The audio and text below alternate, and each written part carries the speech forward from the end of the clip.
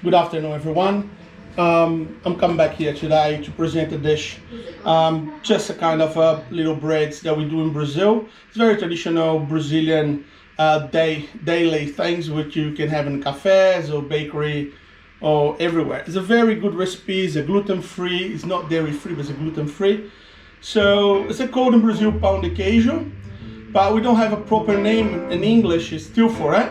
So I call it Brazilian cheesels or cheese puffs. So what I'm going to use, I'm going to tell you guys is the recipe right now, which I will do a recipe for 1 kg of tapioca flour. Okay, so we can use it easy to measure. So 1 kg of tapioca flour, 2 cups of oil, canola or soybean oil, 5 eggs slightly beaten. Okay, 2 cups, the same measure of oil for milk, full milk, and also I'll do 3 cups of cheeses. So do 2 cups of tasty cheese and 1 cup of parmesan. Okay, you can do 1.5 cup if you like it of parmesan. I just had 1 cup in here. So that's basically the recipe. 1/2 tablespoon of baking powder. Okay, and then so we're going for the second phase. So what we do, we're going to put all the liquids first, right? So the oil, you warm it up as well in a microwave for about 2.5 minutes. Okay, and the same for the milk. So the milk needs to be over warm, not too hot, but over warm. So you're going to mix the milk and the oil together, right? So you touch it in, it's quite hot. And after that, what we're going to do, we're going to put the flour in. So because the oil is hot and the milk is hot, and you touch it, the bowl of your mixer, and it's hot, it's quite hot to the touch. So you do not put the egg yet, otherwise you cook the egg, right? So you're going to put your flour in there.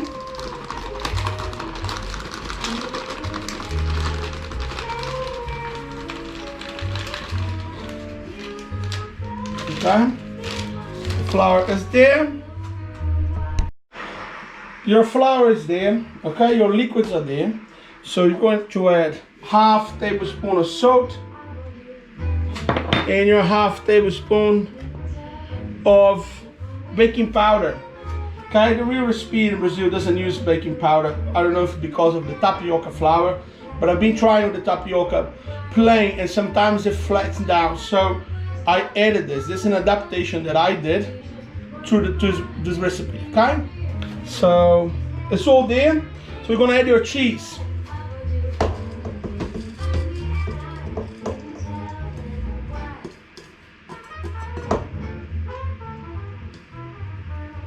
So you added your cheese, right?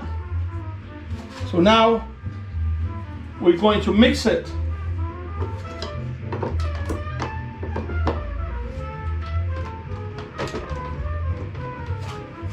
And add the egg.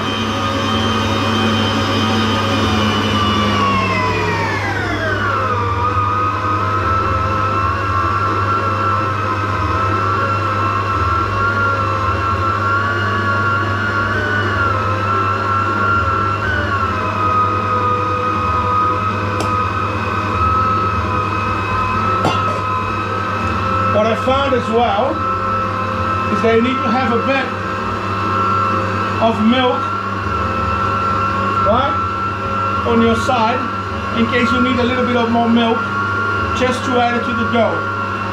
Sometimes you might need a little bit of milk until the dough gets right. It's not runny, it's not hard, but it's a...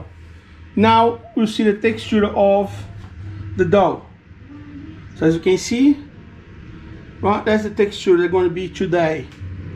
And I will explain later if there is some leftover dough, what's going to change it, because they will get harder and then you might need to roll it, but I'll explain on further before finishing the video.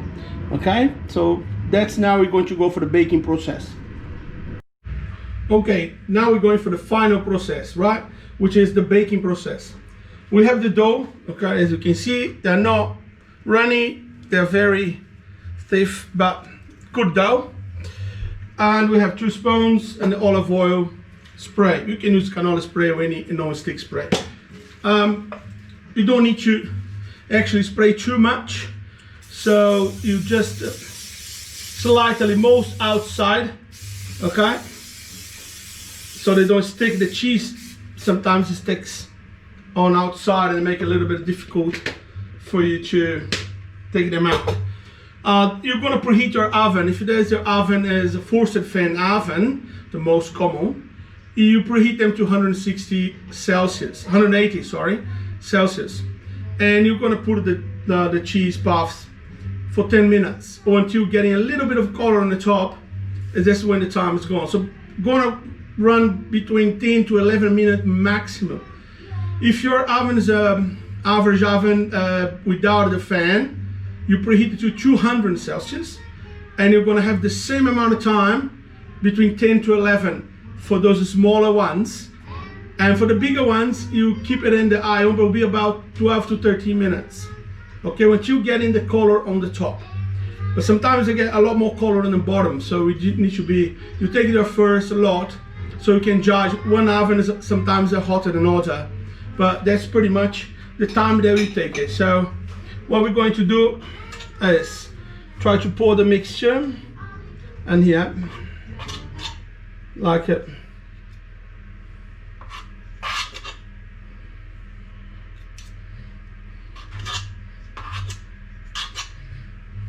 All the same amount. Well, basically can't get wrong, right? So let's go to the preheating oven. So all of them are here. So we're going to do the first lot, see how it's going to turn out. Okay, so that'll be about 10 minutes, and we have the results. Hope they're going to be all right. That's a little bit runnier than I normally do, but it looks pretty good though. So let's see the outcome of it. Okay, let's take them out. 12 minutes. Oh, what's that? Here it is. So that's how they will turn out. Okay, so I'll show you guys how the texture from inside it needs to be. So I'll put you back in here, and I'm going to pick it up. One is pretty hot, but you can see how the texture inside, how it should be, right? They look a little bit clear, a little bit doughy, like silicone.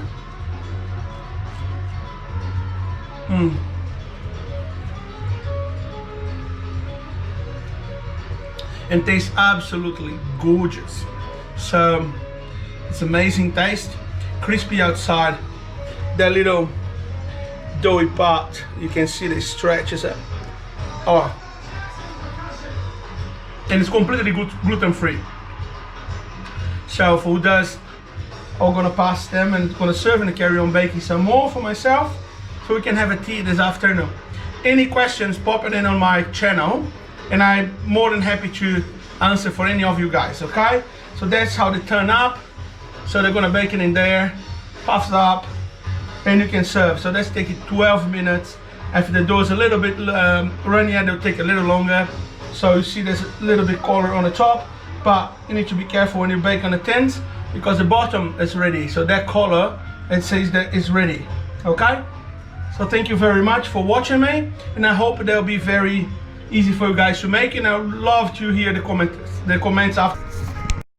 So now that's actually really important for me to hear you guys thoughts after you make it your own batch. Please reply to me with your pictures or even with your own comments, just to see how your family or how yourself enjoyed and how easy was it for you to make it. Okay, your comment is very important, so we can keep improving and show you exactly what you wanted to have it. So that's my goal, to show you exactly what you needed or what you wanted to eat. So please reply to me